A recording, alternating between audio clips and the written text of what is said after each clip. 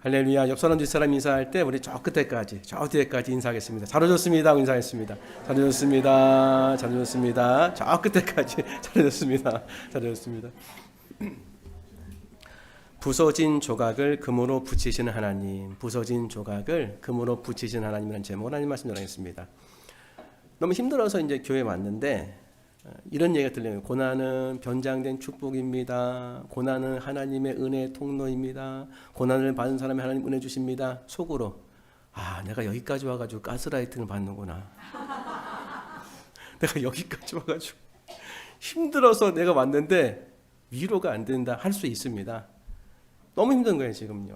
힘이 다 떨어졌는데 고난 자체가 싫은데 어떡해. 고난 자체가 너무 힘든 거죠. 근데 오늘 사도 바울이 자기를 질그릇이라고 얘기해요. 하나님이 우리를 금그릇으로 만들고 그리고 은그릇으로 만들어 견고하게 만드신 것이 아니라 바울이 자신에 대해서 말한 것은 우리에 대해서 대변한 거예요. 우리가 질그릇으로 만들어졌답니다. 깨지는 게 당연하다는 거예요.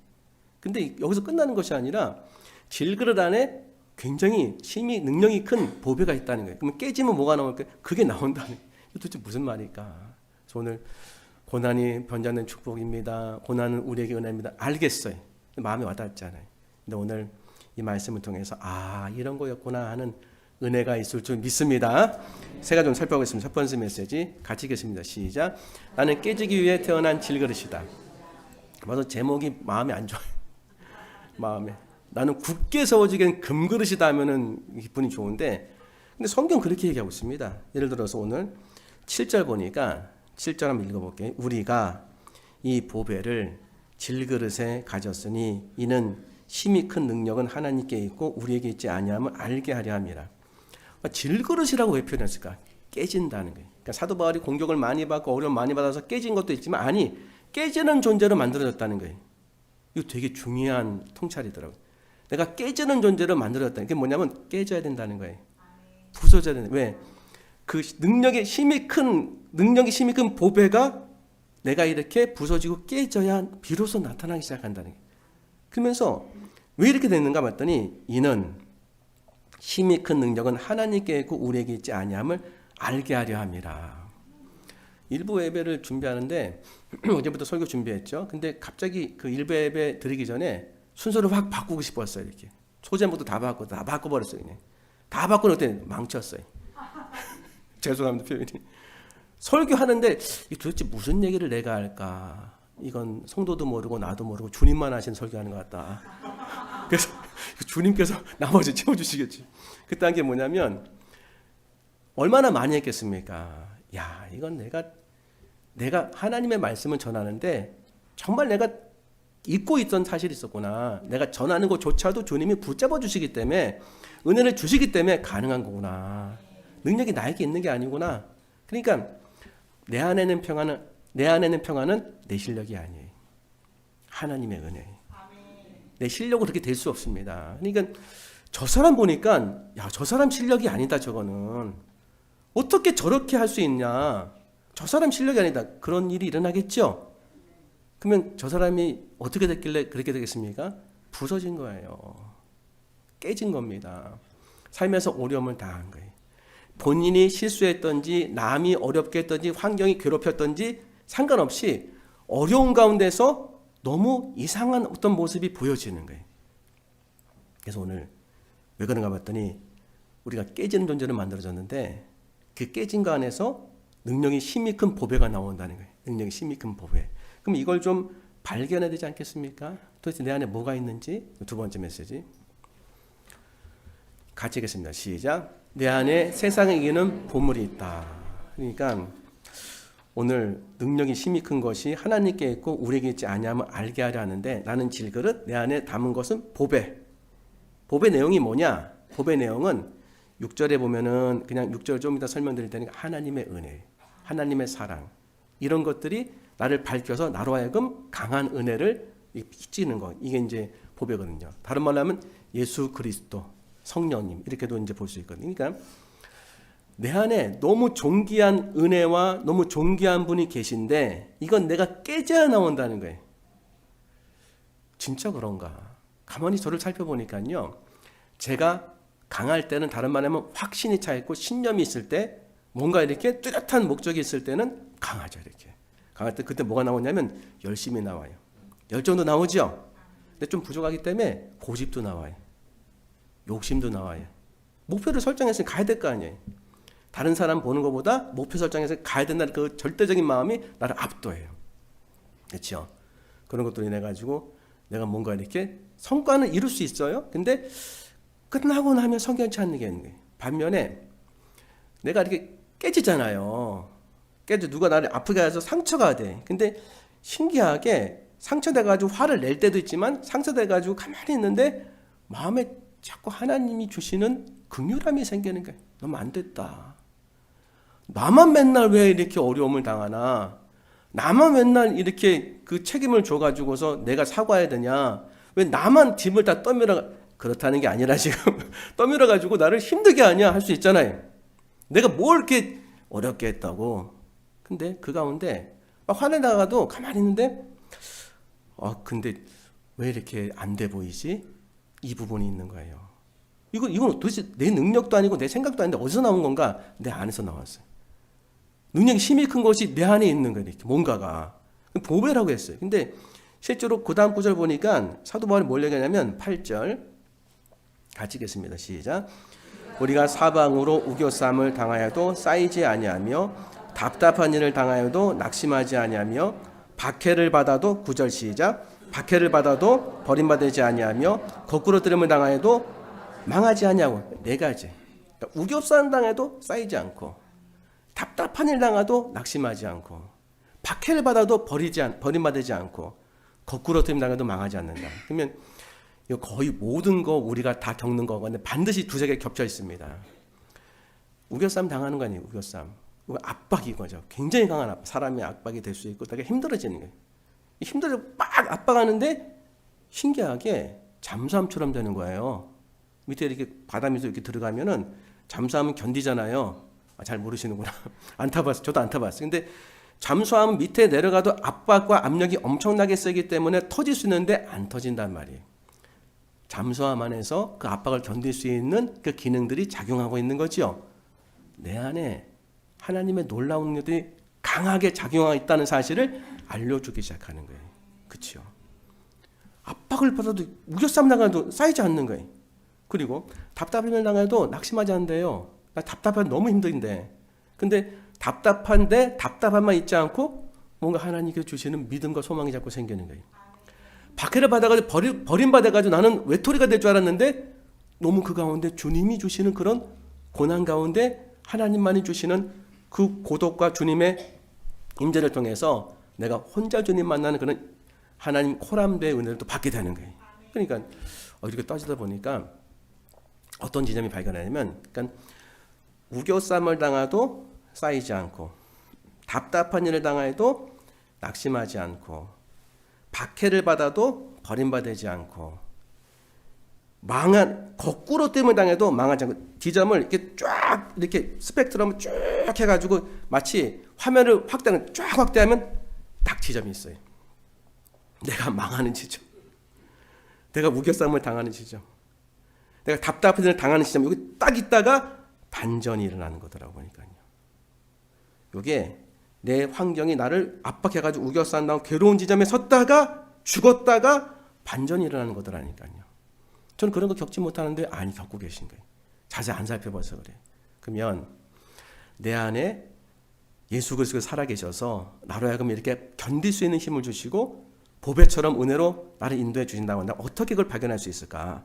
중요하지 않겠습니까? 이 은혜를 나도 받아야 되니까. 제가 깨닫는 건 뭐냐면 항복하는 거예요. 주님 앞에. 저 항복했는데요. 항복 이렇게 할 수 있습니다.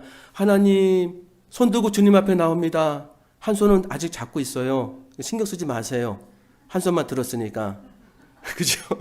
한 손은 주님께 한 손은 핸들을 잡고 있는 거죠. 요건 안 돼요, 주님. 나중에 제가 말씀드릴게요. 하는 거죠. 완전히 항복하는 거죠. 포기하면 절망이 와요. 항복하면 하나님의 통치가 임하더라고요. 어떤 통치냐?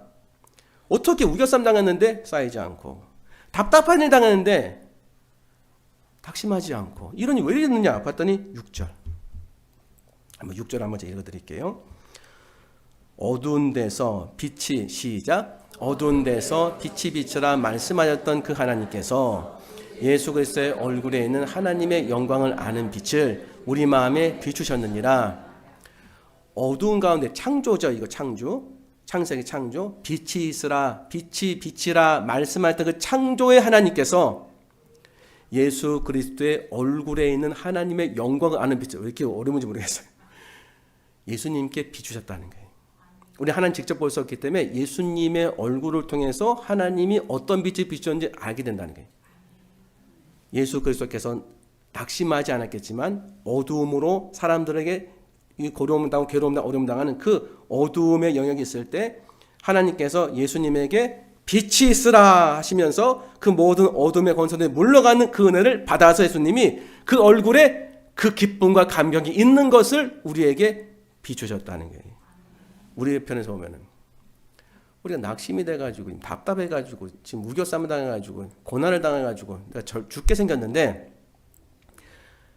갑자기 내 안에서 주님 앞에 의지할 수밖에 없는 말이 나오는 거예요. 환경이 이렇게 나를 만들었어요. 환경이. 내가 그렇게 할 수밖에 없는 거예요. 내가 교회를 나올 수밖에 없는 거예요. 기도를 할 수밖에 없는 거예요. 지금 상황이. 근데 그때 내 마음에 확 밝아지는 거예요.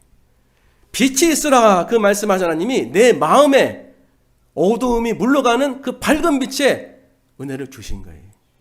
전등이 팡 켜진 것처럼. 그 지점이죠. 그게 내 인생을 역전시키는 거예요. 내가 뭐 하면 되냐? 그냥 맡겨도 확 맡겨야 돼. 그냥 항복을 두 손을 다 드셔야 돼. 제가 겪은 거 이거예요. 한 손이 이렇게 붙잡고 계시지 마시고 어느 지점에 다 할 수 없잖아요. 지금 할 수 있는 것부터 하는 거예요. 주님 모르겠습니다. 그냥 맡깁니다. 주님 알아서 하십시오. 그냥 우리 편에 아주 거친 말로 하면 주님 알아서 하십시오. 이렇게든 저렇게 했는지 주님께 다 맡기겠습니다. 내 할 일 하면서 맡겨버린 거냐. 주님 설거지 말씀드렸잖아요. 준비 안 돼도 그냥 잔다고. 잠을 안 드시면 아침에 일어나서 주님 용서해달라고 할 수 있지만 맡겨버리는 거예요. 맡기고 하나님의 통치를 소망할 때에 답답한 일을 당하여도 낙심하지 않는 빛의 은혜를 주시고 우겨쌈을 당해도 우겨쌈을 당하지 않는 은혜의 빛을 주시고 박해를 받아도 홀로 되지 않는 빛을 주시는 은혜를 주시고 거꾸로 따가도 망할 줄 알았는데 안 망하는 기쁨을 주신다는 거예요. 그렇죠? 이 은혜를 받기 위해서는 내가 주님 앞에 손들고 나오셔야 돼. 한번 해보시는 거예요. 주님, 제가 맡길게요. 맡길 거 많잖아요. 맡기고 하나님이 저에게 비춰주시는 예수님에게 주었던 빛이 있으라 그 밝은 빛의 은혜 저도 받고 싶습니다. 제 인생도 다시 살고 싶습니다. 마지막 세 번째 메시지 같이 읽겠습니다. 시작. 이제 거울만 보지 말고 창문이더라. 사실 바꾸려고 했는데 이 세 번째 제목도 너무 많이 바꿔가지고 못 바꾸겠어요. 방송실에. 그러니까 첫 번째 내가 질그릇이다. 왜 질그릇을 만들었을까? 깨지는 존재다. 이것도 좀 마음이 와닿지 않아요. 근데 점점 보니까 내가 깨졌을 때 실존적으로 내 안에서 진짜 능력이 힘이 큰 뭔가가 나타났어요. 근데 뭔가가 아니라 하나님의 성령이 내 안에 역사하셔서 예수님을 알게 하시고 하나님의 기쁨을 맛보게 하니까 마치 빛이 확 비춰지는 것처럼 그래서 절망하지 않은 애도 분명히 있더라. 아, 이런 게 있었구나. 그러니까 지금 뭐만 했었냐면 어떻게 하면 내가 개발될 수 있을까? 나를 어떻게 개발해가지고 내가 능력을 발휘할 수 있을까? 그것도 훌륭한 거죠. 게으른 것보다 훨씬 좋은 겁니다. 근데 플러스 알파를 몰랐어요. 자기 개발 너무 중요한 거예요. 근데 자기를 발견해야 돼. 내가 누구인지. 이걸 발견할 때 제대로 된 자기 개발이 생기더라고요. 나를 발견해야 돼. 그러니까 나는 어떻게 창조됐냐면 깨지는 존재로 만들어줬대요. 아, 슬프더라고. 이거 딱 제가 발견하는 순간 슬펐어요. 하나님, 제가 깨지는 존재가 돼야 됩니까? 그러면서 뭘 말씀하시냐면 10절 같이 읽겠습니다. 시작. 우리가 항상 예수의 죽음을 몸에 짊어짐은 예수의 생명이 또한 우리 몸에 나타나게 하려 함이라. 사도 바울의 지금 이 말씀을 쓴 이유가 있어요. 거짓 교사와 거짓 선지자가 있는데 바울을 되게 많이 괴롭혔어요. 말로도 괴롭혔지만 그들의 존재 자체가 괴로웠어요. 사도가. 왜? 굉장한 수사력을 갖춰가지고 설득력이 상당했어요. 바울은 생각보다 글에는 능하나 말에는 조란 자라고 이렇게 표현하거든요. 그러니까 말이 이렇게 뭔가 질병이 있어서 그런지 약간 어눌했나 봐요. 장애가 있는 건 아니고. 근데 엄청난 수사력을 갖고서 한마디로 설교를 엄청나게 잘했다는 거예요. 그래서 말이 안 되는 얘기도 논리적으로 말이 되게끔 만들어가지고 사람들의 마음을 열는 능력이 있었다는 거예요. 그리고 이 옷차림도 굉장히 아주 그냥 그 뭐 고가 제품인지 모르겠지만 고귀한 존재처럼 입고 다녔다는 거예요. 그럴 수 있지 않습니까? 그러니까 사람들이 다 그 사람 보는 거죠. 저분 봐라. 얼마나 언변이 뛰어나고 하나님이 저분이 역사해서 아니면 저렇게 되겠느냐. 저분의 환경을 봐라. 근데 바울 보니까 말도 못하죠. 인물도 별로죠. 그리고 또 그가 살고 있는 현장은 맨날 고난만 받는 거예요. 누가 좋아하겠습니까? 고난만 받는데. 이거 생각할 때 항상 생각하는 선교사님 계세요. 아마존에서 10년, 20년인가 사역했는데 돌아오는 게 암이었어요. 선교사님이 그랬다는 거 이렇게 들렸어요. 저 선교사님 하나님께 뭐 잘못한 것 같아. 그러지 않고 이렇게 저런 일을 당했어. 안신력 하려고 왔다가 그 병을 확인하고 갔잖아. 이런 얘기 안 나오겠습니까? 너무 괴로운 거죠. 바울이 이런 상황이었고 우리도 이런 상황에 떨어질 수 있는 거죠. 그러니까 이게 내 외면만 보면 거울에서 봐서 내 금가한 거 부서진 거 보면 이렇게 된다니까요. 하나님 나를 왜 괴롭힙니까? 하나님 나를 왜 이렇게 고난을 주셔가지고 어려운 환경에 떨어뜨렸습니까? 그런데 성경을 자세히 보면 우리가 항상이래요. 10절입니다. 예수의 죽음을 몸에 짊어짐은 예수의 생명이 또한 우리 몸에 나타나게 하려 하심이라. 야, 이걸 보면서 예수의 생명이 우리 몸에 나타나게 하심이라. 나타나게 하심이라. 이걸 자세히 헬라어로 보니까 이렇게 계획되어 있대요. 너무 마음이 힘들더라고요. 하나님 왜 우리 이렇게 계획하셨어요? 우리가 잘 사는 건 주님 앞에 별로 안 좋은 모습입니까? 즉 질문을 말씀드리는 거예요. 속에는 질문을. 질문을 정직하게 드려야 대답을 하시니까 주님이 하나님 왜 우리는 이렇게 어려움 당해야 돼요? 그러자 그 밑에를 보라 말씀하시더라. 마음의 감동으로. 11절 보니까 11절 시작. 살아있는 자가 항상 예수를 위하여 죽음에 넘겨짐은 예수의 생명이 또한 우리 죽을 육체에 나타나게 하려 함이라. 그러니까 내가 예수님의 부서짐, 예수님 잘못한 거 없잖아요. 우린 잘못한 거 많은데 하여튼 부서짐, 깨어짐, 질그릇과 같은 인생을 사셨는데 그분은 강철 그릇이 되듯이 질그릇이 될 수 있습니까? 말도 안 되죠. 근데 질그릇 같은 삶을 사는 건 뭐냐면 질그릇 같은 삶을 통해서 하나님의 사랑을 사람들에게 나타내시려고 이 부서짐을 통해서 부서진 가운데서 하나님의 사랑을 나타내려고. 예를 들면 화난 일이 생겼어요. 아까 말씀드렸잖아요. 근데 긍휼함이 나오는 거예요. 좀 지나니까 100%는 아니라도 이게 좀 나타나요. 속상한 일이 생겼어요. 근데 그것 때문에 겸손함이 생겼어요. 그렇죠? 저기 나 왜 이렇게 예민한가 봤더니 내 안에 상처가 있구나, 맨살이 있구나. 그래서 그거 상처받지 않으려고 내가 예민해졌구나. 저를 점검하면서 생각나더라니까요. 왜 내가 예민한가 했더니 사람들 이렇게 인사 하나하나 보는 거예요. 교회에서는 안 그래. 세상에 나가서 모르는 사람들한테 저 사람 인사 하나하나 안 하면 좀 어때? 그렇죠? 근데 그거 맨살이 자꾸 이렇게 뭔가 해서 불편한 관계 될까봐 자꾸 제가 확인하는 거더라고요. 그걸 통해서 내가 좀 온전하지 못하고 부족한 부분이 자꾸 있구나 알게 하시는 거죠. 알게 하시면서 내가 깨지고 부족하고 모자라는데 이것이 예수님도 그렇게 사셨고 예수님의 죽으심은 예수님의 생명을 나타내시려고. 그러니까 겸손함을 깨닫게 하셔서 그래 나도 부족하고 맨살이 있구나 해서 겸손함이 나한테 흘러가는 거예요. 나도 모르게 내 안에서 이 절제와 인내가 흘러나가는 거예요. 그럼 그걸 통해서 누가 살까요? 예수님의 그 하나님의 깨어짐을 통해서 하나님의 사랑이 흘러나와서 우리가 산 거지요.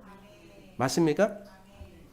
그래서 12절에 아예 이렇게 말씀해 주세요. 12절에 가지겠습니다. 시작.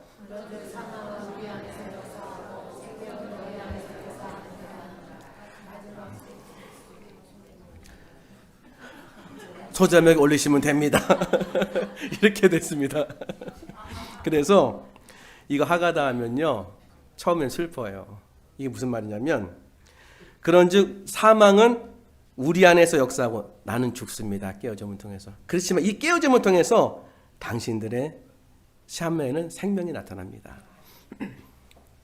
그 얘기예요. 내가 부서지고 깨어지는 삶을 살 때에 당신들은 살아나는 삶이 있을 겁니다.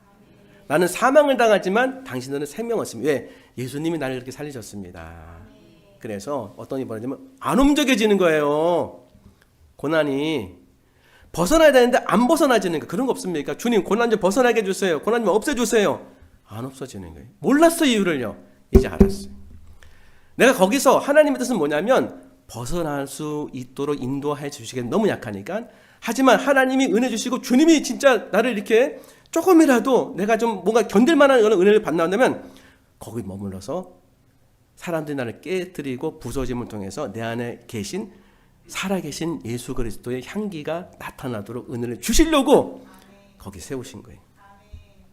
이런 일이 있더라고요. 거기 세우신 거예요. 그럼 나는 어떻게 된다?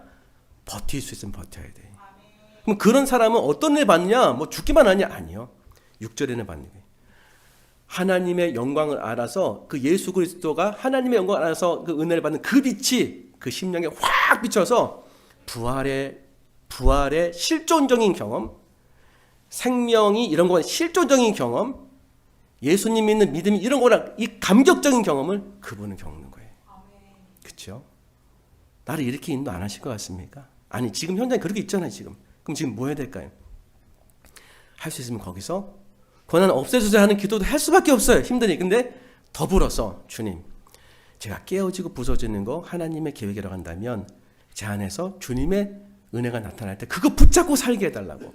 그거 제가 먼저 경험하고 은혜 받게 해달라고. 제 영혼을 살리시는 은혜 받게 해달라고. 이사야 말씀 오늘 새벽에 말씀하신 이사야 43장 여기 보면은 사막에 길을 내고 광야에 길을 내고 사막에 강을 내리라. 너는 이전 일을 기억하지 말며 옛날 일 생각하지 말라. 내가 새 일을 행하리라.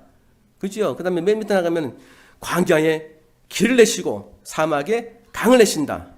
그래서 우리 이렇게 생각하죠. 주님께서 번개같이 역사가지고 다다다다 레이저처럼 길을 쫙 낼 것이다 라고 생각했잖아요. 저도 그랬어요.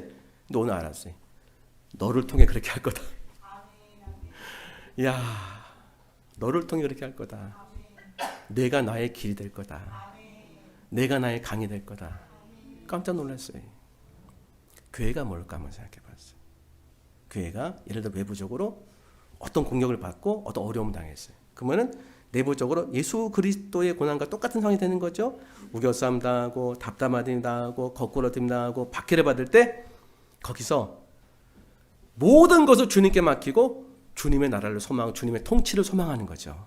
내 거 다 내려놓고 교회 모든 권리 다 내려놓고. 예를 들면 그럼 그 다음에 어떤 일이 벌어지겠습니까?